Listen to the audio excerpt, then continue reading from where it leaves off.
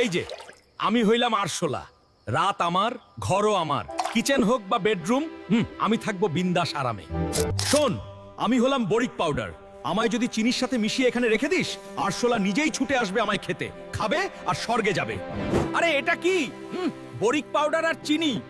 তোদের এটা কে বললো? এটা তো আমাদের জন্য মারাত্মক। পালাই পালাই। ওরে শোন, আমি হইলাম পিঁপড়া।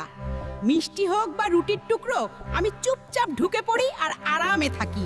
শোন, আমি হলুদ, আমায় যদি লবণের সাথে মিশিয়ে খাবারের পাশে ছড়িয়ে দিস, তাহলেই পিঁপড়ের খেলা শেষ। আরে আরে, এই হলুদ আর লবণ কে রাখলো এখানে? আমি তো এখানে হাঁটতেই পারছি না, খাবো কিভাবে? তোদের এটা করতে কে বললো রে? ওরে শোন, আমি হইলাম মশা, বাথরুমের এই কোণাটা আমার কাছে 5 স্টার হোটেলের থেকে কম কিছু না, আরামে থাকি আর সময় মতো খাবারও পাই। শোন, আমি কর্পূর, আমায় যদি গরম জলে মিশিয়ে এখানে রেখে দিস, তাহলে আমার গন্ধ মশার জন্য বিষাক্ত হয়ে যায়, আমার গন্ধে মশা টিকতেই পারবে না। আরে এটা কি হচ্ছে? আমার নাক জ্বলে যাচ্ছে, নিঃশ্বাসটুকু নিতে পারছি না, এই কর্পূরের বিষাক্ত গন্ধ আমায় মেরে ফেলবে। তোদের এটা করতে কে বললো রে?